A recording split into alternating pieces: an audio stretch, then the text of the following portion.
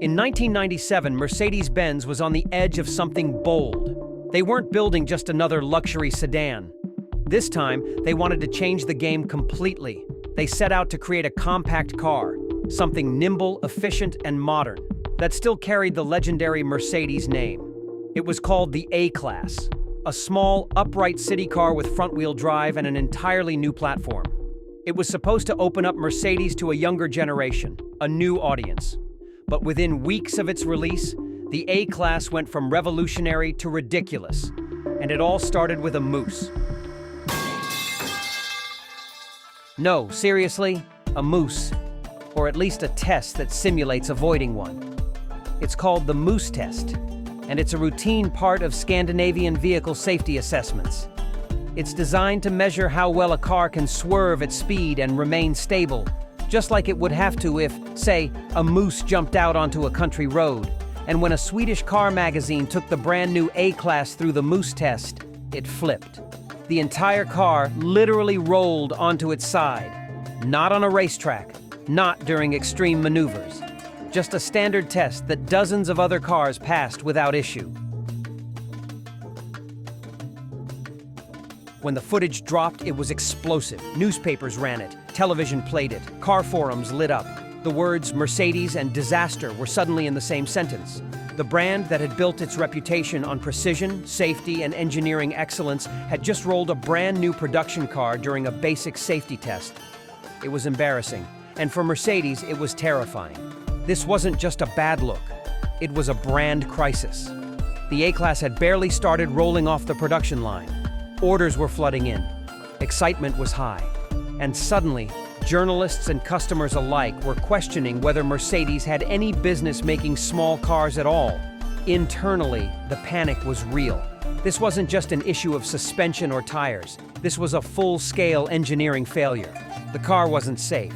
The A-Class had what's called a sandwich platform, a raised floor structure designed to make the car safer in frontal crashes by allowing the engine to slide underneath the cabin. But that design also raised the center of gravity significantly. Combine that with a narrow track and relatively soft suspension, and you had a car that was, quite literally, easy to tip over. Mercedes hadn't just missed the mark. They'd built something inherently unstable, and the world saw it. Mercedes did what few brands have the guts to do. They paused production.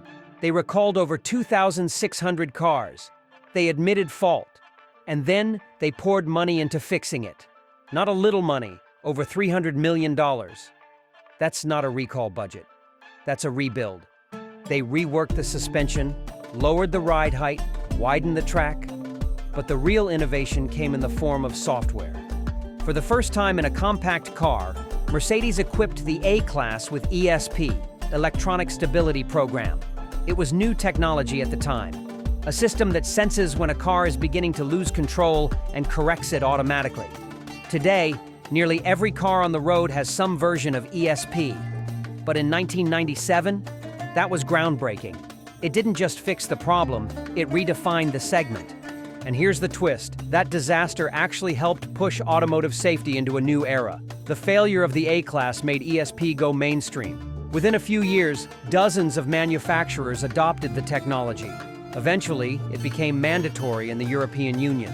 What started as a humiliating moment became one of the most important turning points in modern car safety. But that didn't make the embarrassment go away overnight. For years, the A-Class was the butt of jokes. People called it the car that rolled itself. Some swore off Mercedes completely. The brand's image took a hit. But as time passed, something unexpected happened. People started to respect how Mercedes handled the crisis.